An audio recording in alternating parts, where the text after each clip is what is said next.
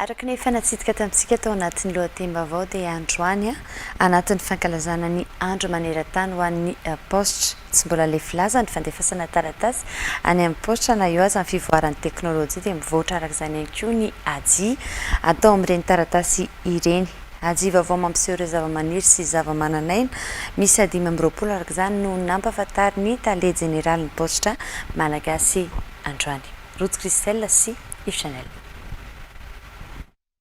Manomboka amin'ny 900 ariary amin'izao fotoana izao ny sara ny aji andefasana taratasy manerana Madagasikara. Isan'ny zavatra tsy ho lefilaza izy ireny na eo ana fivoaran'ny teknôlôjia satria mbola maro ireo olona fandefa taratasy amin'izao fotoana izao hoy ny tale jeneraly ny postra malagasy Ranarson Richard. Tsy azo ampiasaina ny aji vaovao raha tsy misy ny lanonana ofisialy fampahafantarana azy ho hatrany ny fanazavana ka androany no nanatanterahina izany teny Ambodivona. Ny ministra Piainy postra malagasy no nametraka ny tompo-kase voalohany tamin'izany. Tsy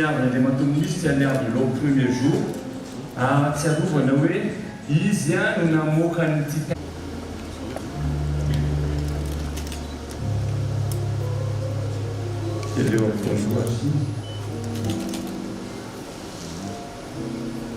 Lohahevitra mandritra fankalazana ny andro maneran-tany ho amin'ny postra ny hoe ny postra ho an'ny tontolo iainana, izany indrindra no nisafidianana ireo zava-maniry sy zava-mananaina atahorana ho lany tamingana eo amin'ireo aji vaovao miisa 520 ireo.